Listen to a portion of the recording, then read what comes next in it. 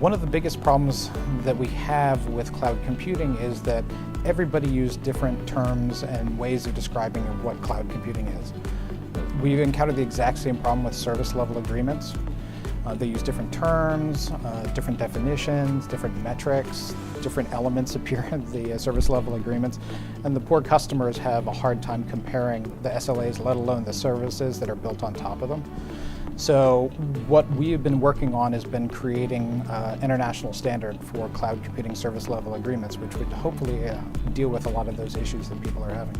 Everybody knew it was a problem, but there wasn't a whole lot of movement or willingness to work on the solution.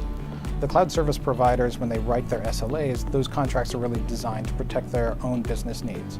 The customers don't necessarily feel that they had a big say in what could be in a service level agreement. They're just given a contract, take it or leave it. Both parties knew that there were issues, but there wasn't a whole lot of incentive to deal with that.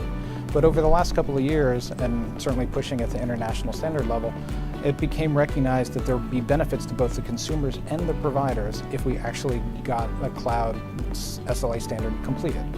The providers would have fewer misunderstandings with their customers.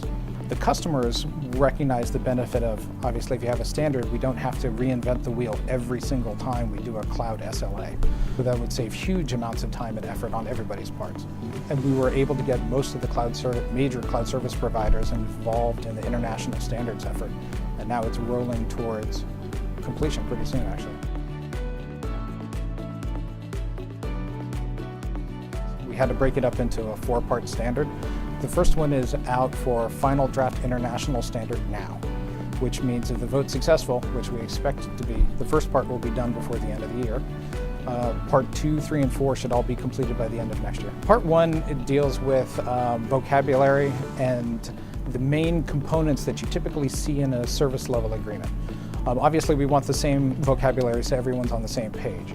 There are a lot of components that appear in almost all of them, and certainly they represent areas that you should have a conversation with between the customer and their provider. So the -1 standard includes those 13 elements that we think should appear in all SLAs and becomes a guidance as to you should at least have the discussion with all the parties involved in a particular contract. -2 is actually a framework in developing cloud metrics.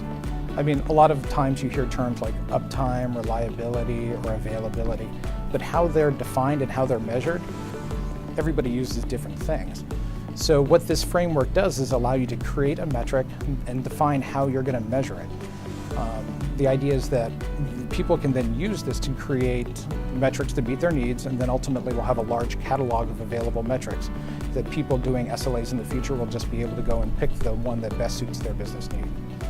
-3 deals with the core requirements, which are identifying the elements that you need to have of the standard in your contract in order to be compliant with the standard.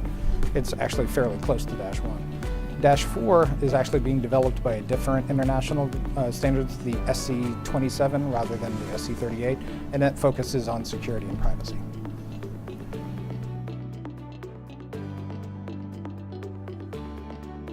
Let's be honest, a cloud service that's doing storage is going to have different characteristics than a cloud service that's, say, doing computing power. So that's that 30% that's going to be focused primarily on the service. But I really want us to be the point in 3 or 4 years out where the people going out there acquiring cloud services can spend all their time on really the nature of the cloud service that they need and not all this extra stuff. And so it'll be much easier for it to be acquired. Cloud services are dynamic and they're great opportunities to do things. One of the discussions I've had with the industry is you can spin up a cloud service to do one task and then spin it down.